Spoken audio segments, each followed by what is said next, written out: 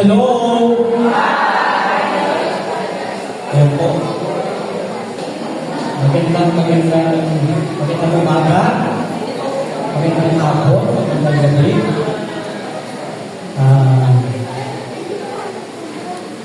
Live telecast pa sa mga ganun na lang. So, binigyan po ako ng task dito ni Brother Abel.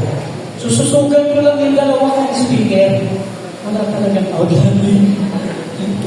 Pero, yung unang speaker, si Brother Danny, biro mo 3 hours daw na ginawa mo na yung outline niya. Pero isang slide lang naman.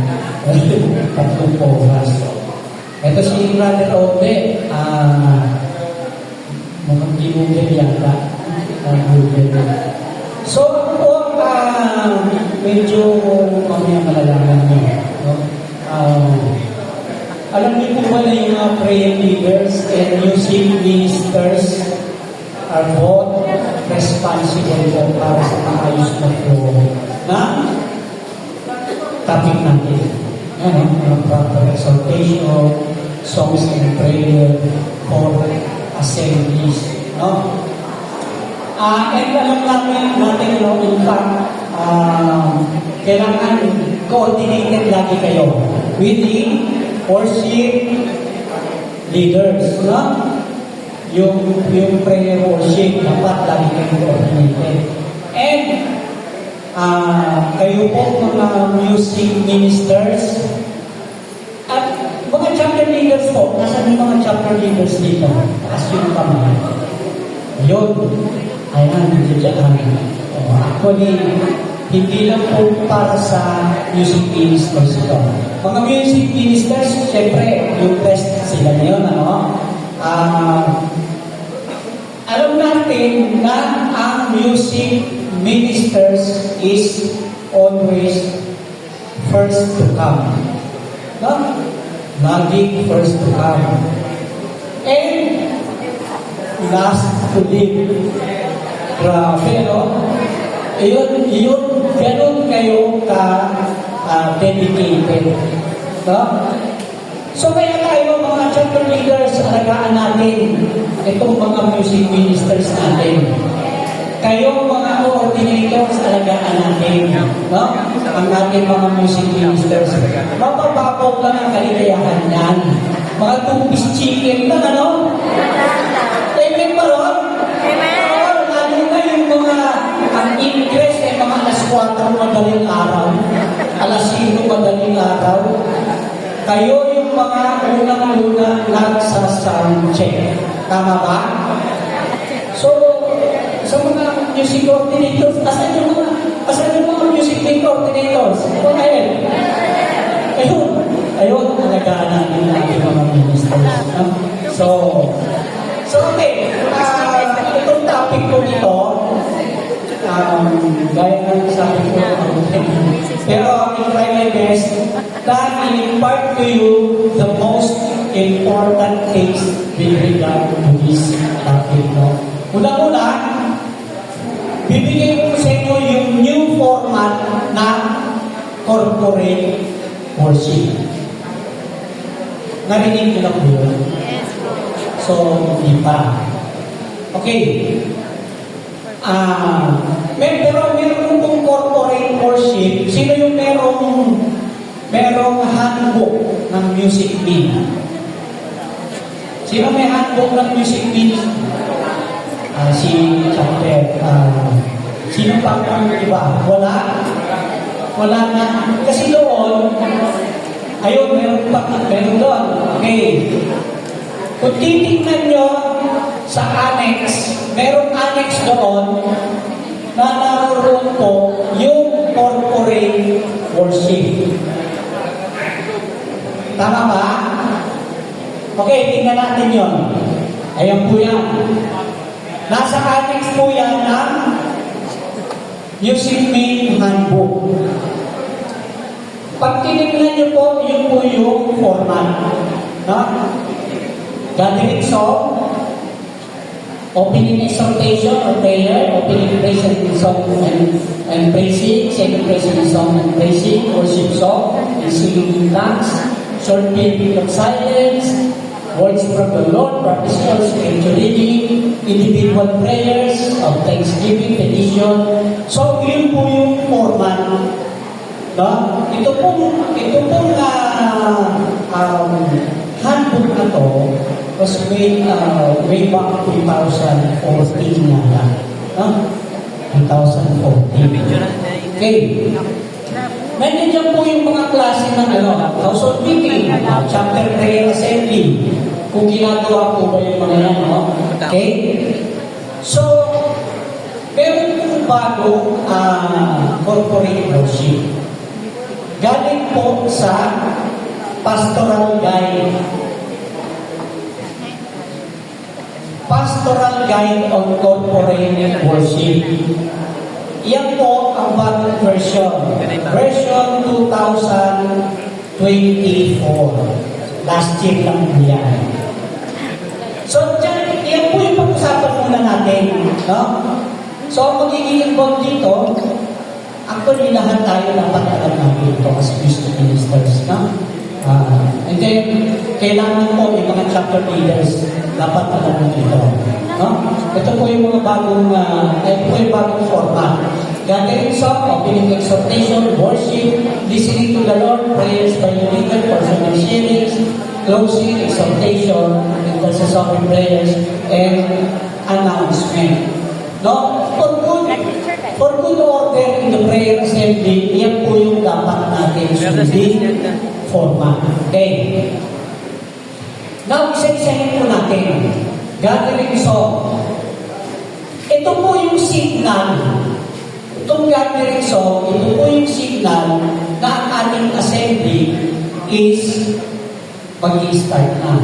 By the way, ang pag-uusapan po natin is prayer assembly, Let's say, chapter prayer assembly. Yun muna po yung pag-uusapan natin.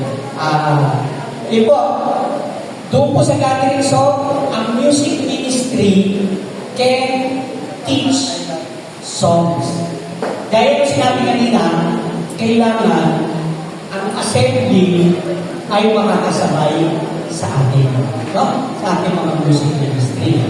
Now, kung sa tingin nyo, napakabago pa ng line up ng ating worship leader. So, kailangan natin ituro ito. No? Kailangan po natin ituro. Okay?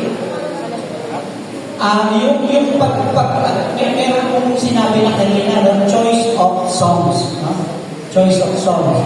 Siguro mamaya may itataglag lang ako kung ano yung choice of songs. So now, yung teaching, kailangan hindi kayo lalabas sa mga 10 minutes. No? Pero, meron po tayong sinusunod na yung proper teachings natin kung paano tayo magturo. No? Para bang sinasabi, ituturo mo yung verse, yung mga madaling ng tandaan. No? Actually, may teaching tayo kung paano tayo magturo ng ating mga tandaan. No? Okay? So, yun po yung gathering song. Now, opening exhortation. Opening exhortation. Ito po yung i-prepare ng isang worship leader, yung assembly. No? Kailangan yung opening exhortation is neither an opening remarks. Hindi po ito opening remarks. Hindi rin po ito sharing. Hindi po ito sharing. Nor it is a teaching. Hindi po teaching. No? Kailangan lang po nito parang bibigyan po tayo ng ang tawag doon, yung appetizer. No? Appetizer. And encouragement para sa gagawin worship. Okay? Yun po. Since it is not a teaching, the use of PowerPoint or visuals is not encouraged. Biro mo mag-exhort ka lang tapos meron ka pa ng mga away. Hindi po ini-encourage yun. And this may be preceded by an inspired scripture reading. Parang i-apply ko yung mga true scripture reading. And this may be as brief as less than a minute. Yun mo yun, ano? Pero mayroon nag-exhort dyan, 15 minutes na yun. So up to maximum of 5 minutes na dapat. And while delivering the exhortation, yung assembly remains seated. No? Remain seated muna. But after the exhortation, saka lang, i-ask na yung prayer leader to stand up and mag-i-start na yung worship. Also, mga kapatid, recommended din that the exhortation includes an invitation of anyone in the assembly to impart of their words. No?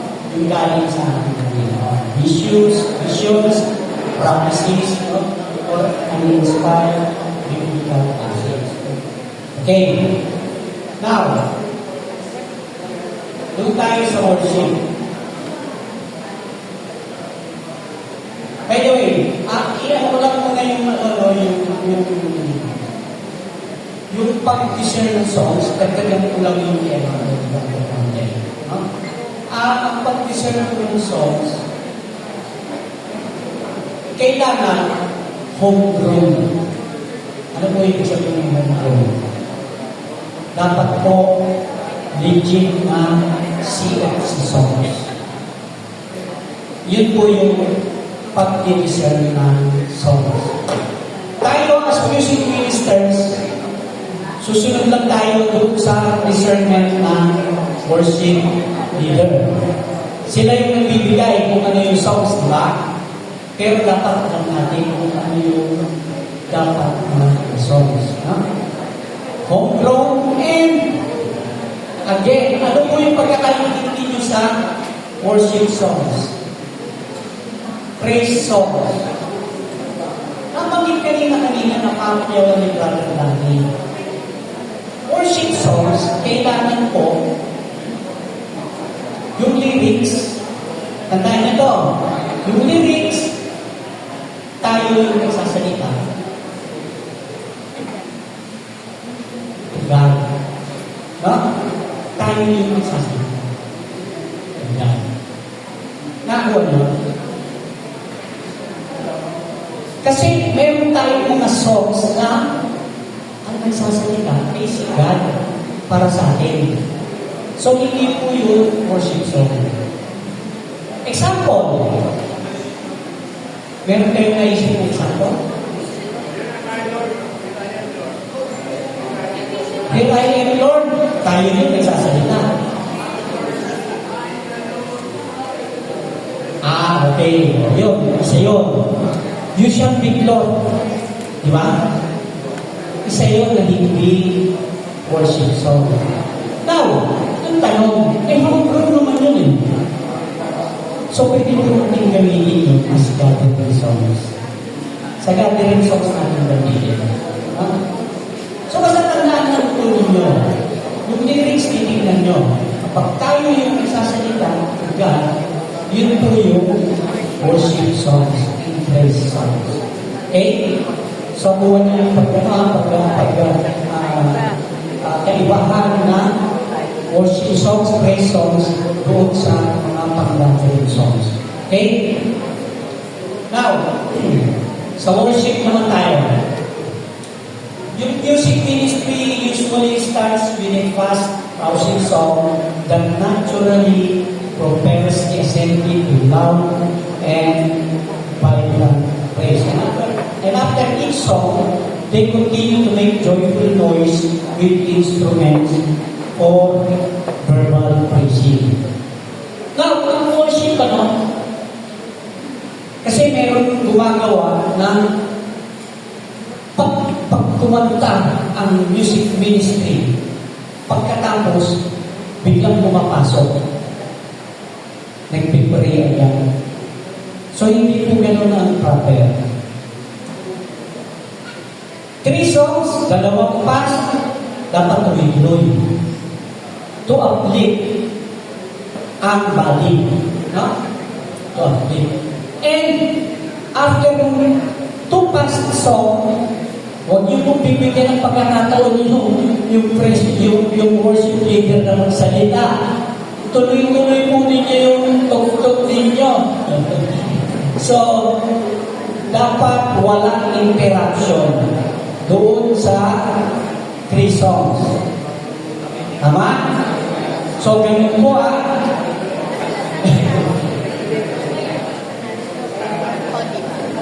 Okay. Ngayon, ganito gawin nyo. Bago mag-umpisa, kausapin nyo yung worship leader. Para walang ganun nangyari baka hindi magkakaintindihan. Mag-usap na kayo ng worship leader. Kailangan, kaya nga sabi ko, kailangan kayo, yung worship leader at saka yung music ministers, responsible po kayo magkasama dapat. And dapat properly coordinated kayo talaga. Tama? Tama o tama? Tama. Okay. Tama na po. Yung sinasabi ko, yung unity should not be broken by allowing the praising to stop before starting the second song. Yun yung sinasabi ko. No? Yung momentum should not be inhibited by pausing to announce one song. Kasi meron minsan na music ministry, no? Music ministers, fast song, unang fast song. Bigla, patapos na yung fast song, biglang sisigaw yung next song. No, hindi naman natin ginagawa yun. No? Hindi natin dapat ginagawa yun. So, kasi, meron naman, diba? Meron naman anong tawag dyan? Oh. So, mapat lang sa cancer, whatever na pagpili na. Tapos, sa kakapasok, kapag hindi kailangan isisigaw pa yung pamagaan. No? Kasi meron naman tayo meron tayong word. Okay. And after the praising dies down, is no worshipful song. So, doon pasok yung worship song. Actually, tama yung sinabi nga natin, yung worship leader, prayer leader, and the music ministry will lead the whole assembly worship. Okay, at the same time, the song should be officially approved by the CFC. Kagaya na natin sinabi ko kanina. Okay, now, punta po tayo doon sa susunod po doon sa worship. No? Yung worship leader mag-a-ask sa assembly na magbigay ng prophecies. No? Listening to the Lord. Ayan, yun po yung time na magsasalita ang ating Panginoon. Through doon sa magbibigay ng prophecies o anuman yung kanilang anong tawag doon, yung binigay mga scriptures o yung sense from the Lord, yung mga inspired readings may come from the reading of the day. Pwede yun. No? The leader may allow a few to speak. It usually should not number more than 5. Usually dapat ang liyasan. Actually, minsan, before pa ng assembly, humihingi na tayo na kung sino yung magbibigay ng sense from the Lord o minsan gano'n dapat mga 5 enough na tulog.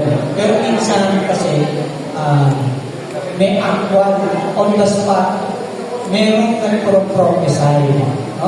Meron kasi gano'n alam naman natin yun. Kasi prophecies yun. Kung magpag-prophesy siya, okay lang po. Pwede naman. And the overall time yung worship would generally be from 30 to 45 minutes. Okay. Listening to the Lord. Another is prayer by the leader. Now, ano ba yung prayers by the leader? Actually, siya yung mag-pray in behalf of the assembly.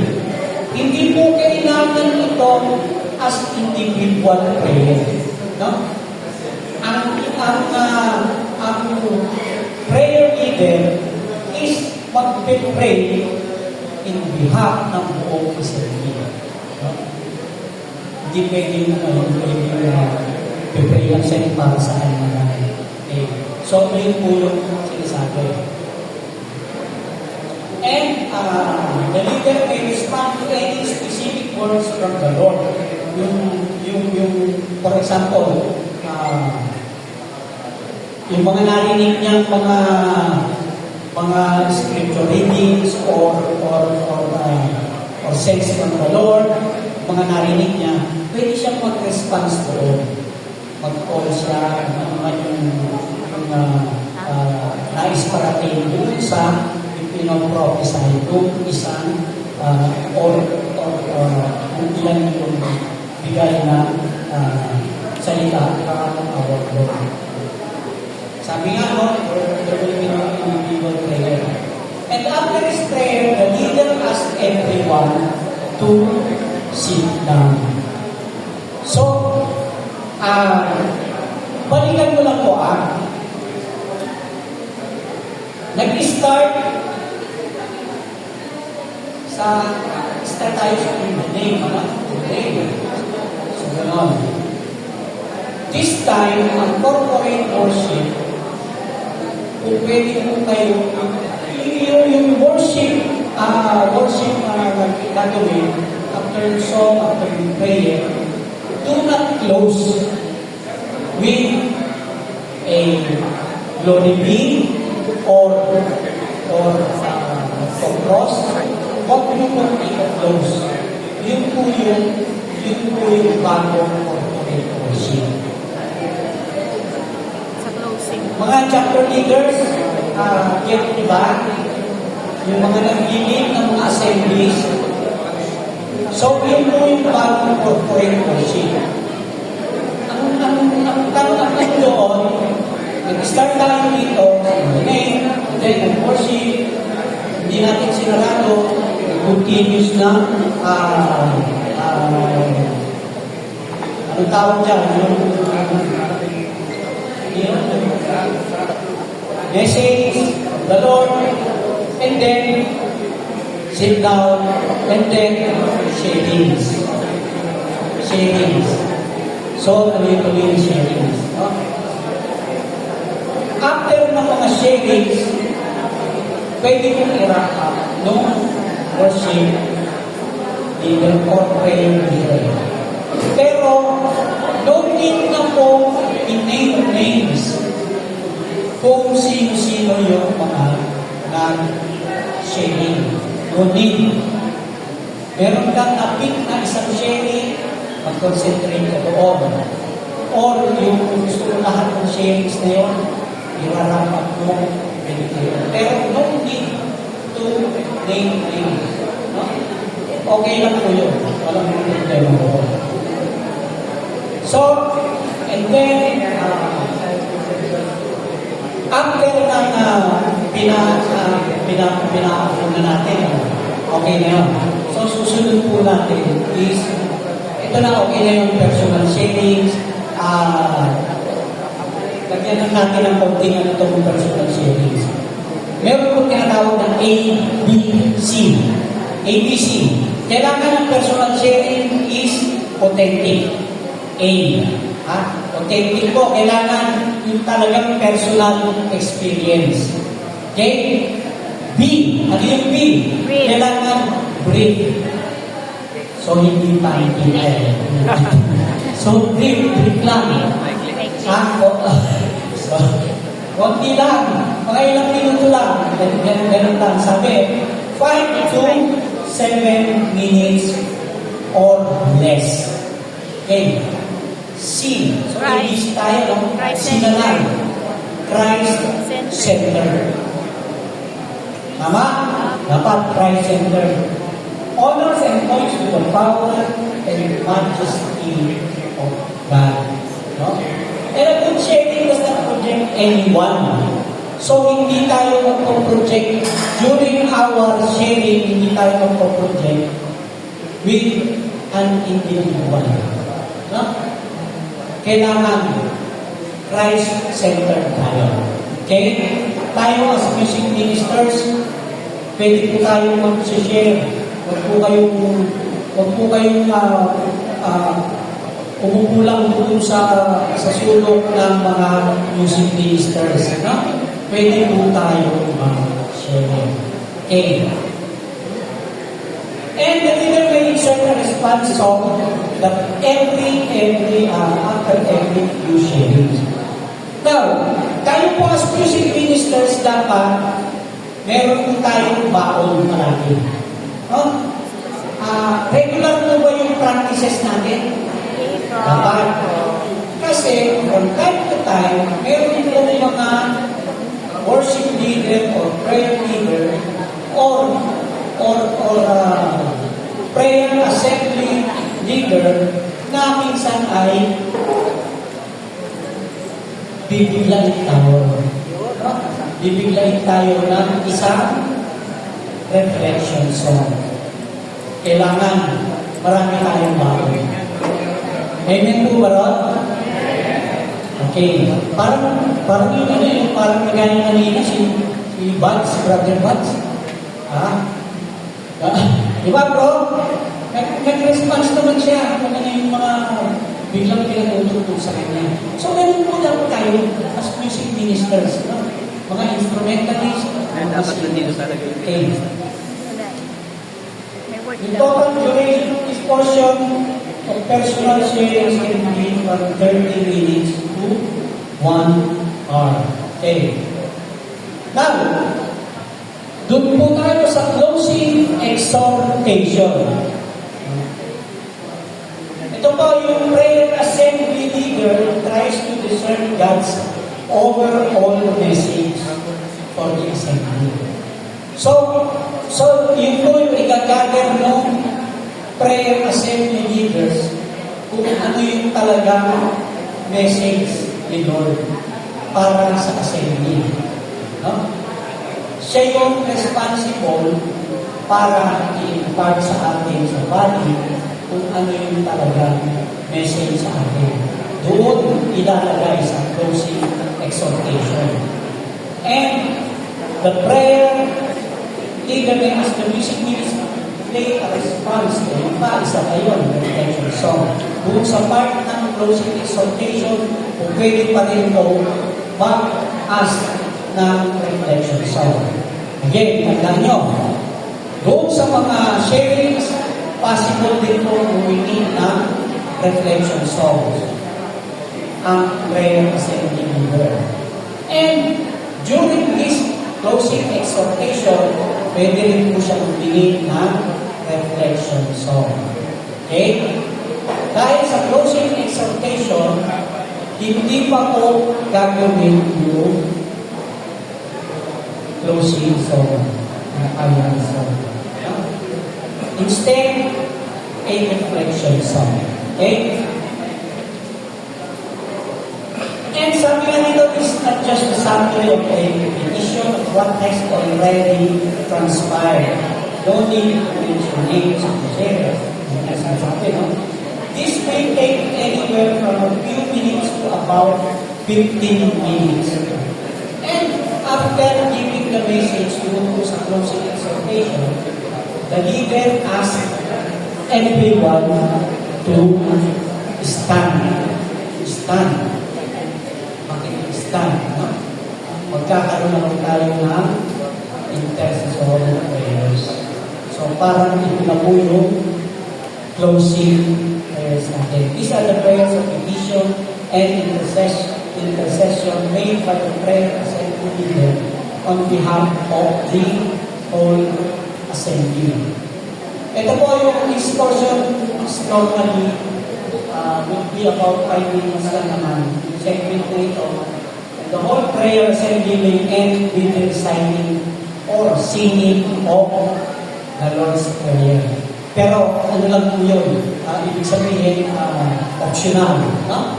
Optional po yun. Nasa prayer leader po yun.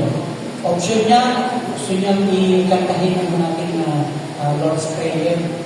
Very good. Tama po. Alam mo, and huwag naman po kayo kung hindi nyo minsan ay maaalala. Okay din lang po yun. The leader then asked everyone to sit down for the announcement. Remember, yung before na ginagawa natin sa mga assemblies, once na nag-closing prayer, done na tayo. Diba? So, inilabas lang yung ibang part. Okay. Now, ano yung inilabas? Ito, announcement. Announcement, usually, before ng closing, ginagawa natin yan. Ngayon, dito, hindi na doon sa bagong corporate worship, no? This can be about coming schedules, reports, and activities, birthdays and anniversaries, celebrants, and the like, no? There should not be too many announcements, no? Since this portion should not take too much time. And this is done by the prayer leader or another person, no? Chapter servant. Pwede na yung mga chapter servant dito. Kasi yung the whole assembly proper, magawa na ng isang chapter, ng isang prayer assembly leader. No? Ito, pwede lang yung mga servants or other ministries for announcement, pwede lang yan. And after the announcement, the leader asked everyone to stand for the closing song. Yun na po yun. Doon po magtatapos ang isang assembly. And the song must be vibrant, joyful. Yun po. Yun po yung bago natin na yung format para po sa corporate worship. Now, remember, no? Doon sa start, pa lang yung opening. And yung buong assembly proper, naka-enclose doon sa prayer. Tama? Yung mag-closing prayer, sarapan lang tayo ng conclusion. Okay, now punta tayo dun sa assembly. Yung pinag-usapan natin kanina, no? Mga assemblies. Now sa teaching. Mga teachings, ano lang naman po yan? Yung format na dapat natin sundin sa mga assemblies, no? Sa mga teachings kasi, meron mga team leaders, no? So, pwedeng kapag nag-teaching tayo, meron i-assign ng isang chapter head na ito yung team leader sa ganito. So sila yung mag-head na. Ang kaibahan po nito, wala lang listening to the Lord. Yung worship dito is a plain worship by worship leader. Pero, wala na pong yung sasabihin natin mag-prophesy, wala na po. Basta mga teachings. And,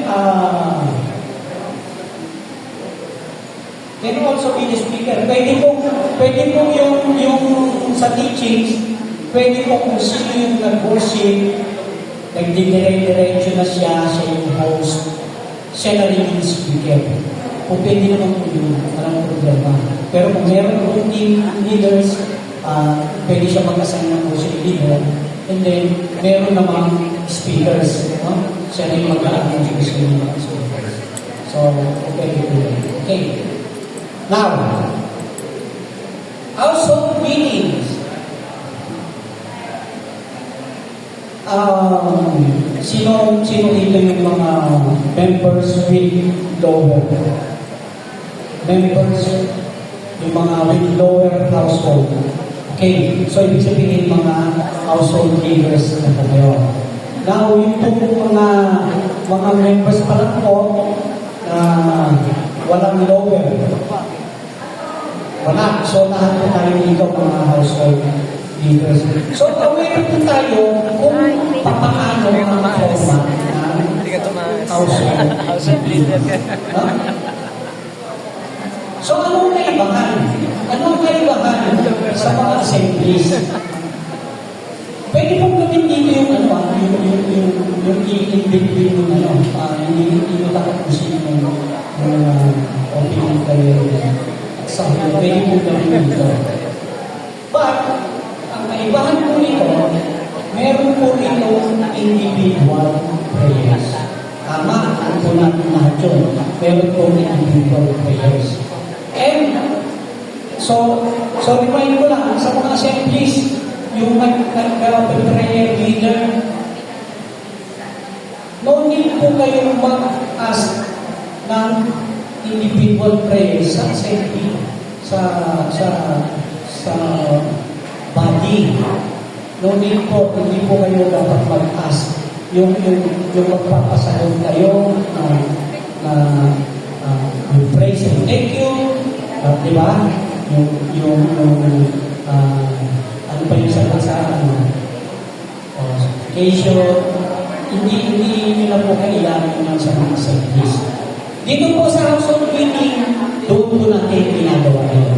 Sa household meetings, meron po tayong individual prayers. And, meron din naman po tayong mga ang tawag doon, sharings, na kayo na lang yung sharings. And, since yun lang naman po yung applicant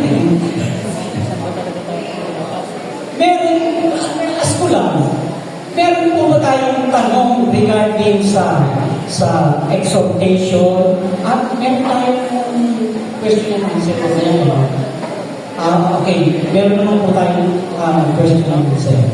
And, mga kapatid, again, reminder na lang po, reminder. During our assemblies, teachings, and ano pa, lagi po tayong makikipag-coordinate sa ating mga worship leaders.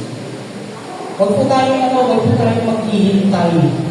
Huwag po tayong maghihintay doon sa, let's say, kunyari ang cluster head ang nag-assign sa inyo or yung chapter head ang nag-assign sa inyo.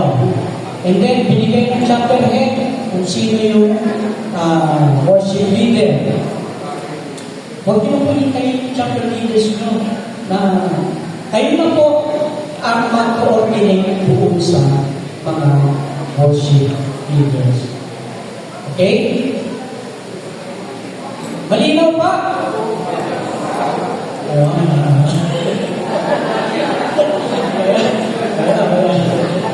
Okay po. Yun lang po. Magandang hapon sa inyo. Dapat